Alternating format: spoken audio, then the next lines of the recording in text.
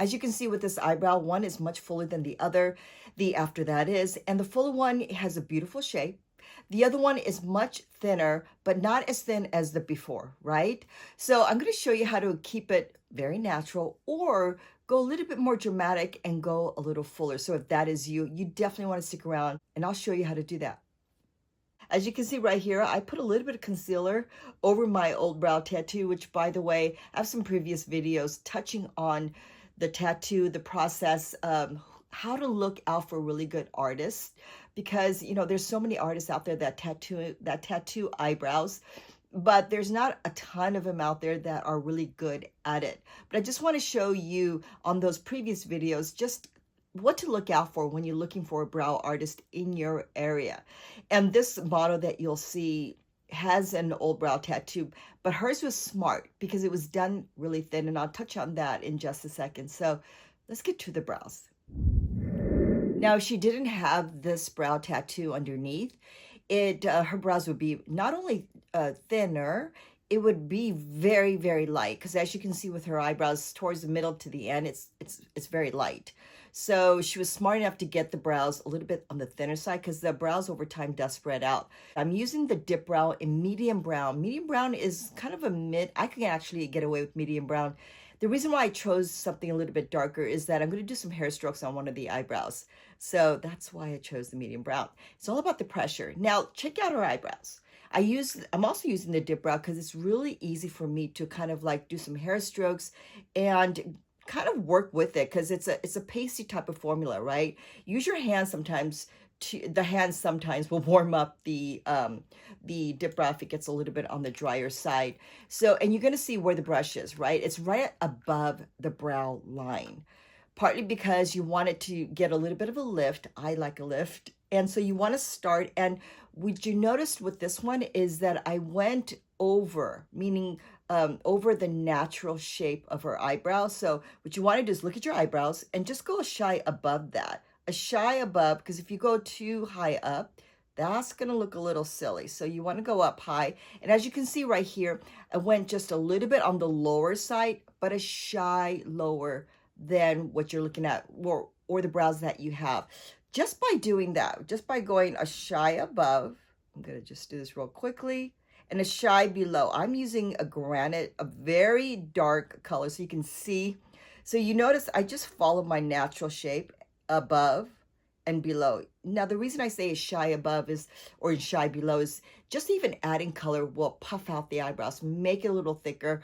And the dip brow pomade just, it's very forgiving. It allows me to work with it because it doesn't dry that quickly.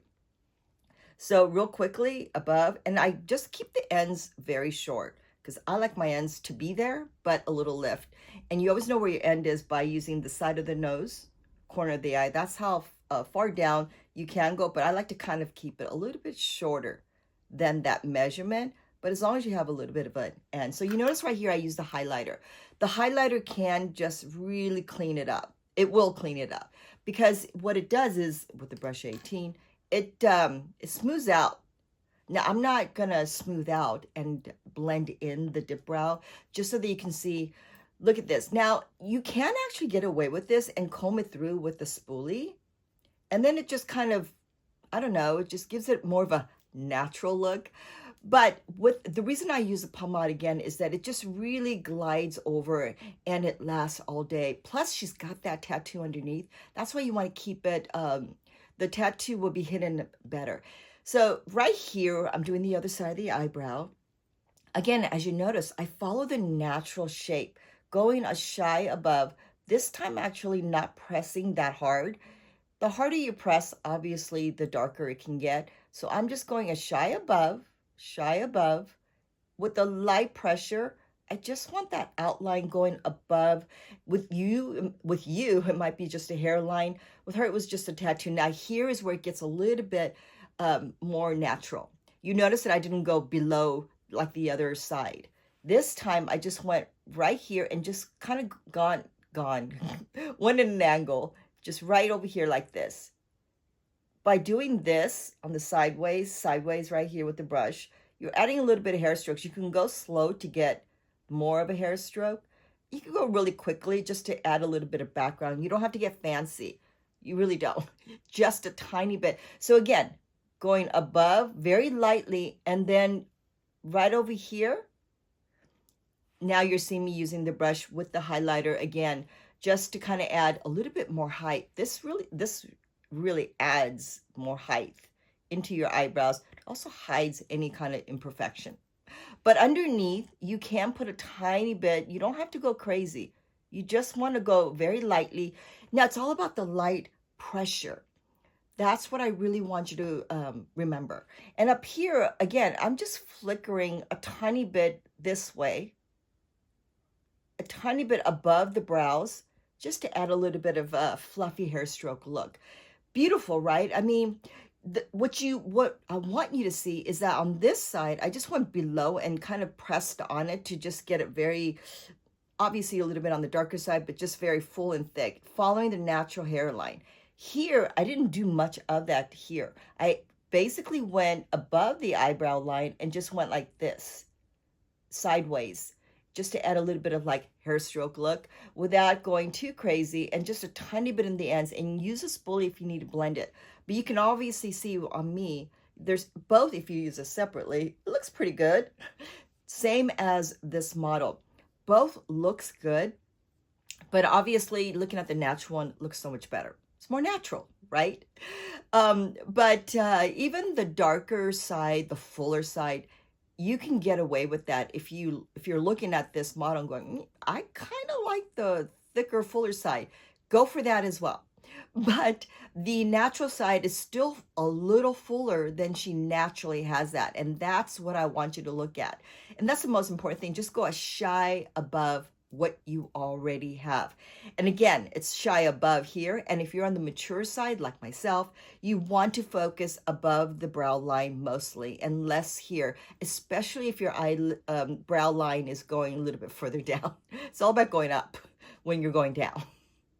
And if you're not mature and you have a lot of space on your eyelid, most Asians do, like myself, you want to focus mostly going down here and less going high up, right? But it's all about just going a shy above and a shy below.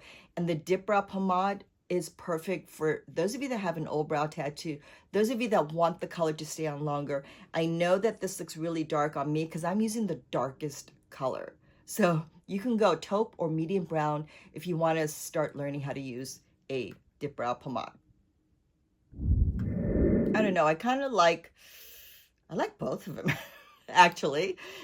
This is the benefit of having a tattoo on myself, which is something that I told you guys earlier about my previous videos where I talk about the brow tattoo, but mine has faded quite a bit. I have touched up over time, but this allows me to just kind of shape my brows the way I wanted to. Because my brows, the tattoo that is, has faded quite a bit. If you don't have a brow tattoo and you're not sure how to shape your brows and you want it a little bit more lifted, as you notice the ends are a little bit on the shorter side, cover that with a little bit of concealer or a highlighting stick and just cover that as well. The reason why I like an end but not too low, because you don't want to drag your brow end down, because then that drags the face down. You want a lift, but the ends are important. So I don't want you to not draw the ends. Beginning always need an end, right?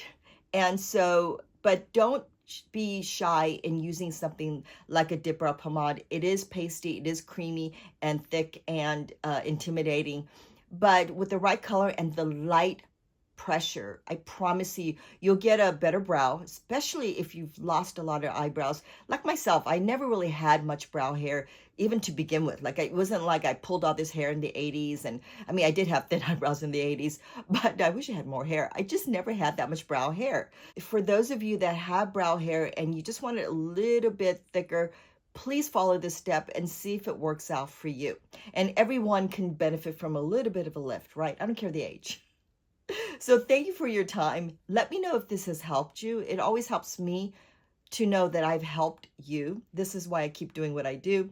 My makeup is always very simple. So it's really about the brows for me, right? So don't worry about all the products because that will be written in the description. All the products can't be in the tagging, but I do tag them because that helps me as well. Again, thank you for subscribing. I will see you guys next week.